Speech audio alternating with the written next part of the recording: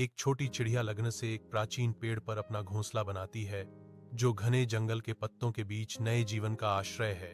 दो चूजे खुशी से चहचहाते हैं, उनके छोटे चोंच खुले हुए हैं, उत्सुकता से अपनी मां की वापसी का इंतजार कर रहे हैं। जैसे जैसे शाम ढलती है, पक्षी बीज लेकर लौटता है। जीवन की सरल लय से भरे दिन का शांतिपूर्ण अंत बिजली जंगल को चीरती है। शाम के आकाश में काले बादल छाए हुए हैं, एक भयंकर हवा गरजती है, अपने रास्ते में पेड़ों को झुकाती है। तूफान के प्रकोप के बीच शिशु पक्षी डर से चहचहाते हैं, प्रकृति की कच्ची शक्ति के खिलाफ एक हताश सिम्फनी। एक मां चिड़िया बहादुरी से अपने बच्चों को आश्रय देती है, एक शाखा के टूटने पर भी अडिग रहती है, तूफान के प्रकोप का विरोध करती है।